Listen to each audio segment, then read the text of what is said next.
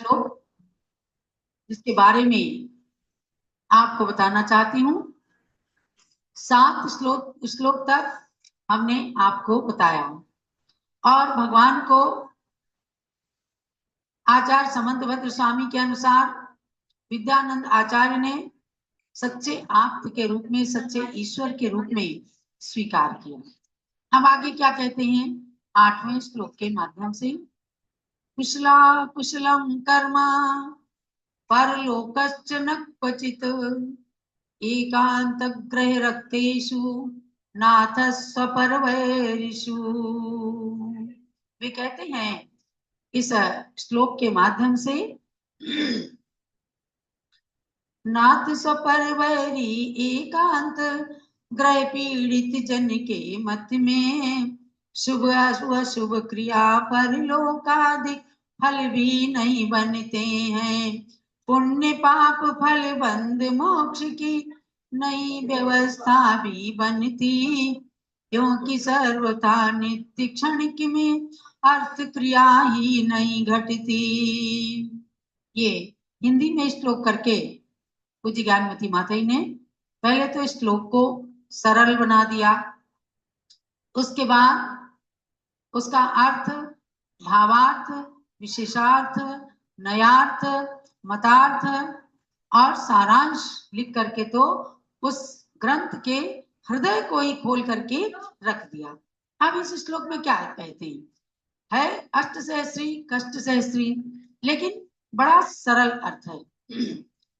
इसमें समंतभद्र स्वामी कहें या विद्यानंद आचार्य कहें, इन सब लोगों ने कहा कि हे नाथ,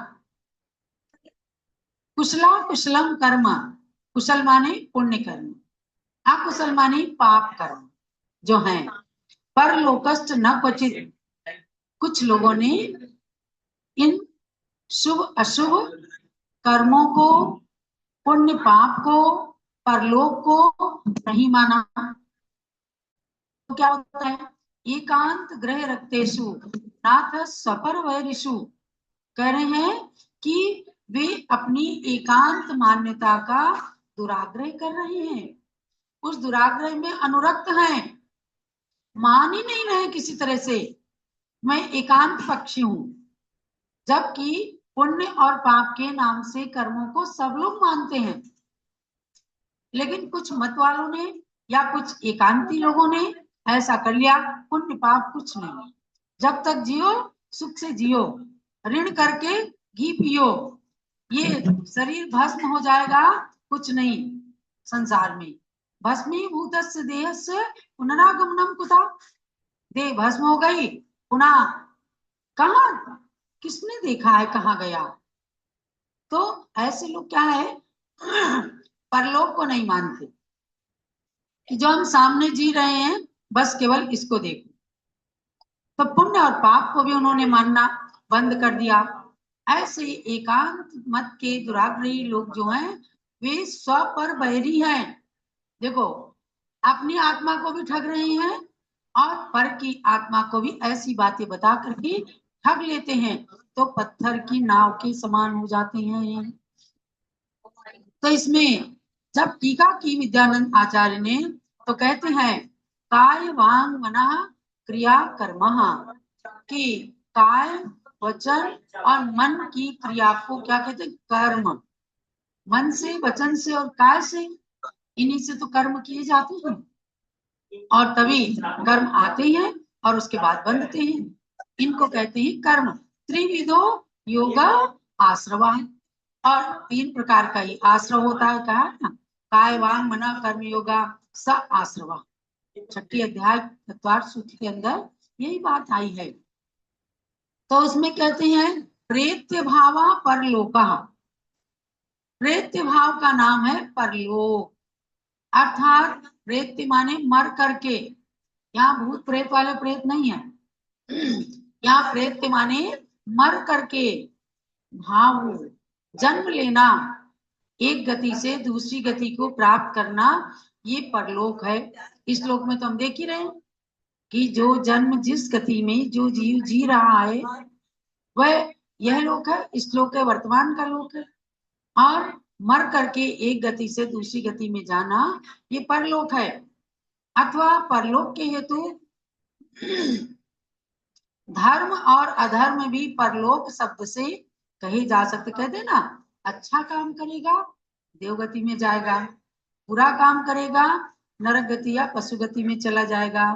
तो परलोक, धर्म और अधर्म भी परलोक शब्द से कहे जाते हैं, क्योंकि कारण में कार्य का उच्चार कर दिया जाता है। यानी कोई रिक्शे पर बैठा है तो रिक्शा और रिक्शा वाला अलग है, लेकिन कहेंगे वो रिक्शा इधर आ जा, कह देते कि नहीं? यानी वो रिक्शे पर बैठा है और रिक्शा चालक है, इसलिए उसी को रिक्शा कह देते हैं। ऐसे ही जो परलोक में जाने वाला है उसी को प्रेत्य शब्द से कह दिया, परलोक शब्द से कह दिया कि धर्म अधर्म करके जो व्यक्ति मर करके अगले जन्म में जाकर दूसरे पर्याय को धारण करता है, बस उसी का नाम परलोक है। इसको तो सब मानते हैं। और जो लोग ये कहते हैं कि भस्मीभूतस्य जीवस्य पुनरागमनम कुतः, ये अपने को भी ठग रहे हैं और दूसरे को भी ठग रहे हैं। तो ऐसे लोगों को कहा कि एकांत के ग्रह से आप अनुरक्त हैं, वो ग्रह लग गया आपके पीछे, पिशाच लग गया है, आप अपने आत्मा के भी बैरी हैं और दूसरों के भी बैरी हैं। इसलिए उस बैर भाव को छोड़ दो और जिन मत के शासन में आ जाओ। ये साद्वादमयी शासन है और इसमें अनेकांत है कि भाई हमें मानना पड़ेगा, कोई कहीं से आया है और कहीं पर जाएगा। इसी को कुशला कुशल कर्म कहा है कि उसको और परलोक को आपको मानना है। तो बहुत सारे पेजों के अंदर इसकी टीका कर दी,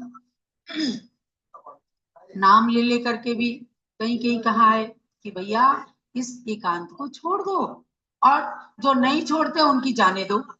जो जिनमत के अनुयायी हैं वो कम से कम अपने श्रद्धान को सही सही बनाए रखें। तो कह रहे हैं कि स्वर पर क्या होता है, पुण्य और पाप कर्म की क्रियाएं और उनका फल एवं कुशल और अकुशल, सुख और दुख, ये स्व कहलाते हैं। जो अपने को मिलते हैं फल वो स्व हैं, और उनसे संबंध रखने वाले परलोक आदि भी स्व हैं, क्योंकि इनको स्वयं एकांतवादियों ने भी स्वीकार किया है। और अनेकांत को पर कहते हैं, क्योंकि उन एकांतवादियों को वह अनिष्ट है, और अनेकांत का वैरी बना तो उनके द्वारा अनेकांत का प्रतिषेध होने से उनमें घटित ही है, अर्थात वे अनेकांत का प्रतिषेध करते हैं। तो अनेकांत का प्रतिषेध करने वाले कहीं भी सुखी नहीं रह सकते, या समझो उनकी आत्मा का कल्याण नहीं हो सकता। जिनेंद्र भगवान जितेंद्रिय हुए, उन्होंने अपनी आत्मा का जब अवलोकन कर लिया, उसके बाद इन सारे मतों को मान करके और अपने को संसार में परिभ्रमण कराने वालों के प्रति करुणा करके ऐसी बातों को बताया है। आज हमारे इस स्वाध्याय में मालती शास्त्री जी दिल्ली से जुड़ी हुई हैं, उन्होंने भी अष्टशैष्ठी ग्रंथ का अध्ययन ज्ञानमती माता जी से किया है। कृष्णा जैन लखनऊ से जुड़ी हैं, उन्होंने भी अष्टशैष्ठी ग्रंथ का अध्ययन किया है। और आपको ध्यान भी होगा मालती जी कि हम लोग कैसे टिप्पण निकालते थे। दिल्ली की एक प्रति थी हस्तलिखित, ब्यावर के ग्रंथमाला से एक प्रति आई थी, उनमें से हम लोग टिप्पणी निकालते थे रविंद्र भैया के साथ में, और उनको सबको इसमें समावेश करके ये ग्रंथ छपा है। तो मुझे लगता है आज आप लोगों को भी ये प्रकरण सुन करके अच्छा लग रहा होगा। हम सब ने 114 पूरे श्लोक याद किए थे और अष्टशैष्ठी ग्रंथ के सारांशों को याद करके शास्त्री, विद्यावाचस्पति और धर्मालंकार आदि की परीक्षाएं दी थी। आज उसकी पूर्णता का दिन है। टोडा राय सिंह में मैं समझती हूँ कि शायद उस समय मालती जी जरूर रही होंगी जब माता जी ने इस ग्रंथ को परिपूर्ण किया था और उसकी पालकी यात्रा जुलूस निकाला गया था। आज उस बात को 54-55 साल बीत गए, तो ज्ञानमती माता जी की छत्र छाया में ही बैठ करके इस ग्रंथ को आप लोगों को सुनाने का मन कर गया, इसलिए हमने 5-6 दिनों से इस अष्टसहस्री ग्रंथ के ऊपर चर्चा वार्ता किया है। ये ग्रंथ पुनः पुनः पढ़ें, और जो लोग पहली बार सुन रहे हैं वो भी पढ़ें जम्बूदीप से मंगा करके। और ये अष्टसहस्री ग्रंथ आपकी आत्मा के लिए न्याय करने में सक्षम हो, इसी भावना के साथ ग्रंथ को बारंबार नमन। ग्रंथ रचना करने वाले आचार्यों को, पूज्य माता जी को बारंबार नमन। और जो हमारे सामने उपस्थित हैं उन माता जी गण ज्ञानमती माता की आप पूजन करके और हम बड़े विनय भाव पूज्य माता के प्रति प्रस्तुत करेंगे।